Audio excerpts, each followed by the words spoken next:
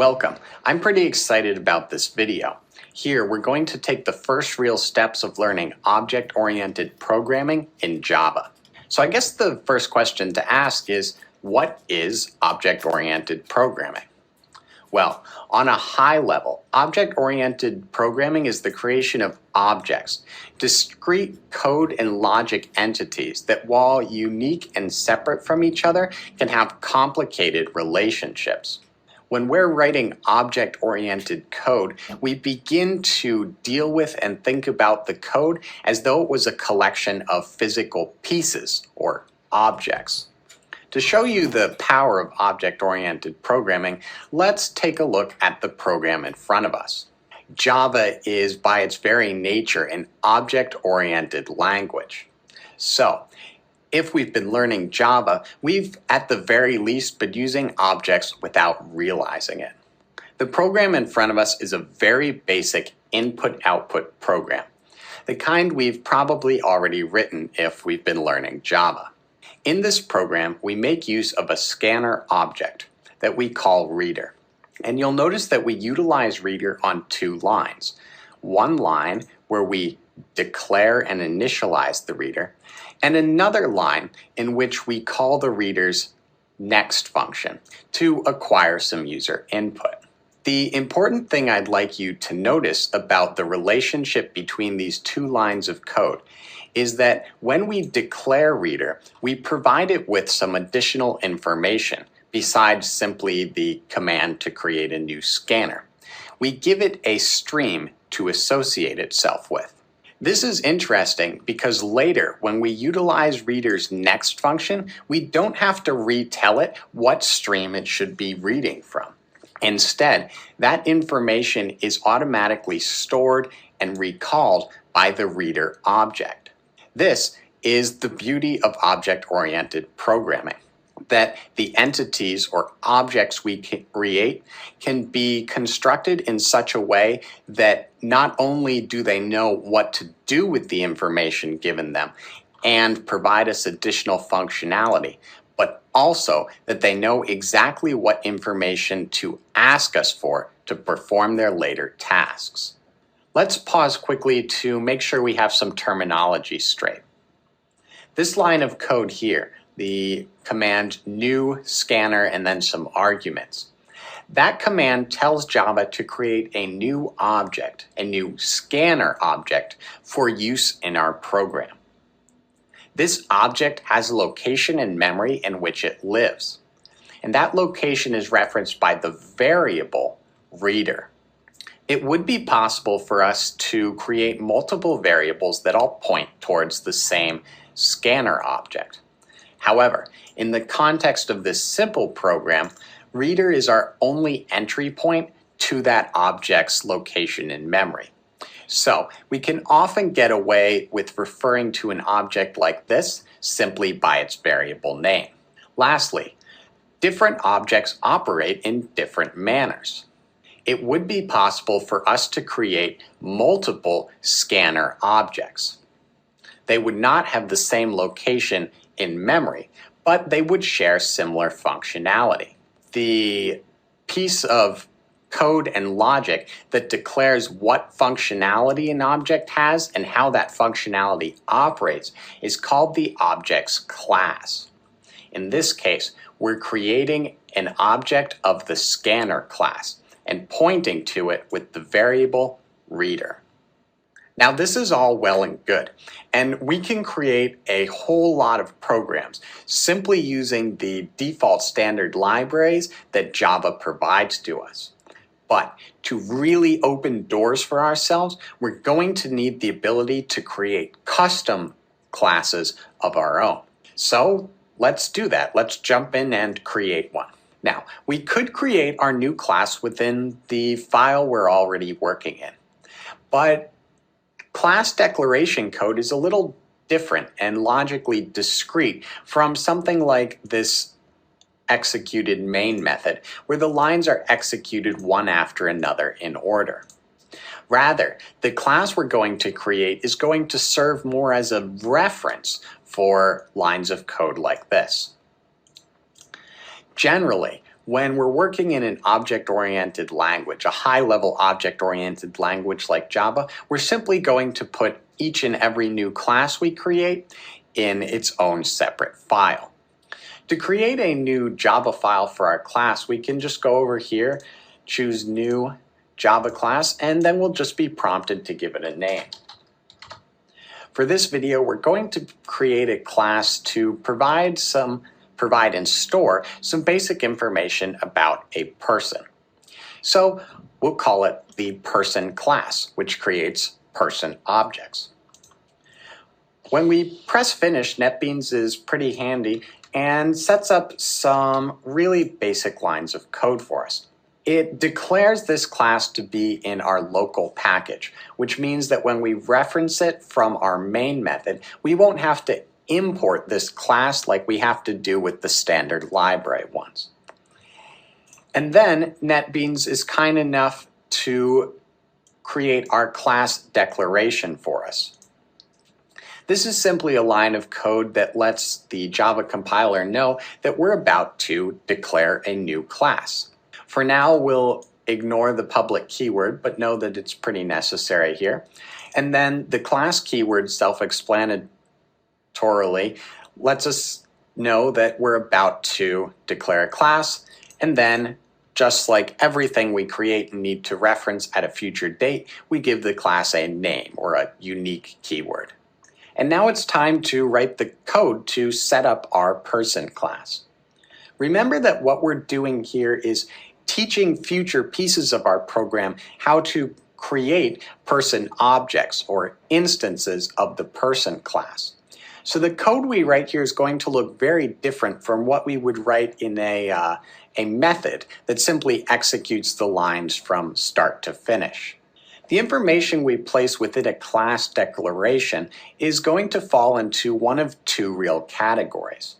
The first category is us telling Java what information a person should be able to store. And the second category is us teaching Java what functionality a person object should expose. Let's start with the first bit. Let's tell Java what information we'd like to store in persons. Telling Java what information to store is a lot like declaring variables in any other piece of code. Here we've given the person class two member variables. These are pieces of information that we can access in any person object. Just about everything we declare in a class declaration needs to be given a protection level. When we become more advanced Java users, we'll begin to use different protection levels. But for now, we're simply going to declare everything to be public. So, as we set it up here, every person object has a first name and a last name. Remember, these member variables are unique to each instance of a person object. So different persons do not necessarily share first and last names. To make things a little more interesting, let's also give people a birthday. We'll need to import java.util for this because we're going to use another class, the calendar class.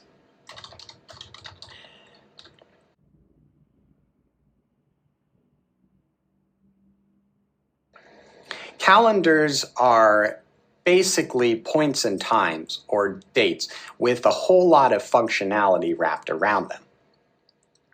The cool thing is that calendar is a class of its own. So we're placing a class within our person class. Well, strings are class too, but Java treats them a little special. Now, let's head back to our main method and see what it looks like to create a brand new person. So for now, we'll leave this line of code so we can kind of use it as a template. We'd like to create a new instance of our person class, or create a new person object. To do that, we're first going to tell Java what type of object we'd like to create. Because we've declared the person class within the package that we're using, Java will understand the person keyword now. And now we need to give a name to the variable that we will assign our new person to. We'll just call him John. Now, creating a new person is as simple as creating a new scanner. We use the new keyword to let Java know that we're creating something brand new that doesn't exist yet. And we say, create a person. This line of code will cause the person pointed to by the variable John, who we'll just think of as the person John, to come into being. Now, John already has some basic functionality just by the fact that we've declared some member variables for the person class. So even our rudimentary declaration of the person class has given John some member variables that we can work with. For example, John has a first name that we can access as a variable with the dot operator. And we can go ahead and assign a value to that variable. And we can do the same thing with John's last name. And also, of course, his birthday. Now, I mentioned that birthday was going to be a little different from first name and last name when we got to this point. While strings are technically classes in Java, Java also gives them the special privilege of being able to be assigned to an explicit value or a string explicit. Calendars, of course, don't have this unique special privilege. So we're going to need to create a new calendar object to place within our object John. Now, calendars are one of those classes that we can assign instances of, but when we want to create a brand new one, we need to create something more specific that is also a calendar. So for this instance, we'll use a Gregorian calendar. And then let's give John a birthday. We'll have him be born in 1988, January 5th. And then to see that everything is being assigned as expected, let's simply print out John's first name and John's last name. Oops. There we go. And when we run that program, we see John Doe not really properly formatted, but printed to the screen as expected. We've successfully stored information in our object, John. If we wanted to, we could create a brand new person, Jane, who could have a first name and last name and birthday, all of her own. Her member variables being completely separate from John's.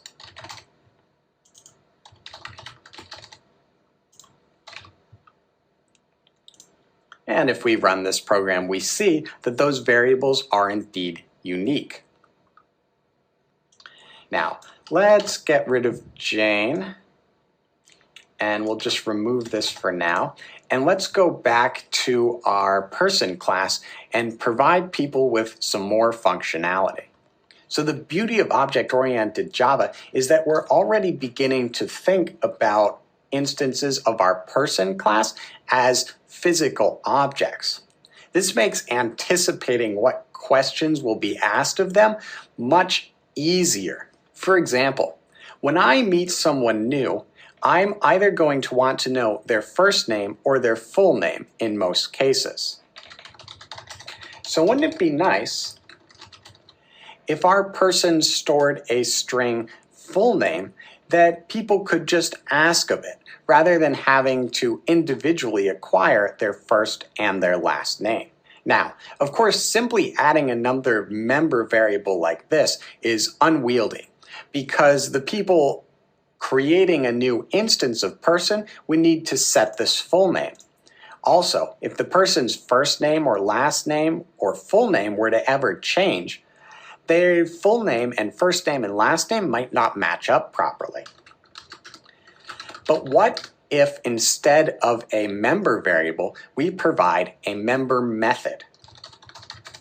When we create methods within the context of a class, we have access to the class's member variables. We can modify them if we want, or if we're doing something like we're doing now, we can simply utilize their values, in this case, to return this person's dynamically constructed full name.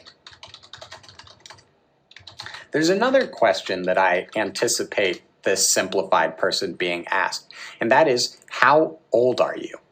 This will be a lot like the method we just wrote, with one exception. In order to know how old this person is, this person will need to be told what today's date is, because that's not information that this person already stores. To do this, we'll ask people to pass that information in when they call this method. And we'll simply return the difference between today's year and the birthday year of this person.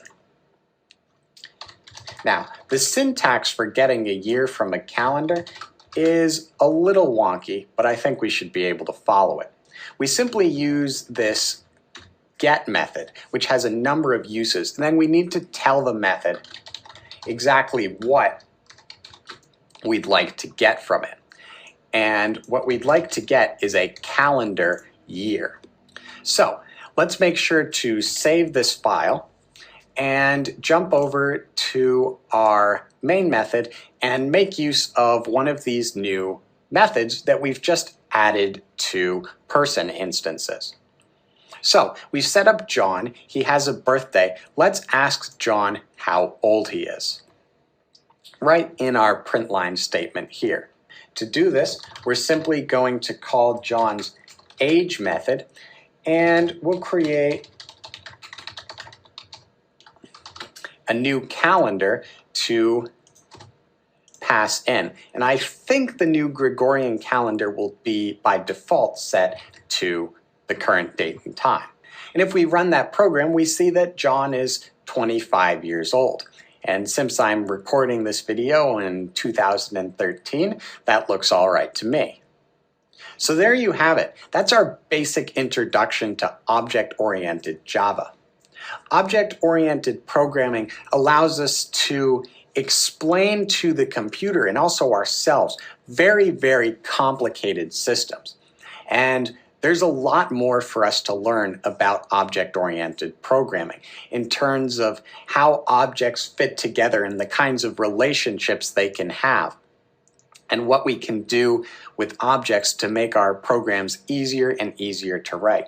But it's all going to boil down to the basics that we just learned. Thanks for watching.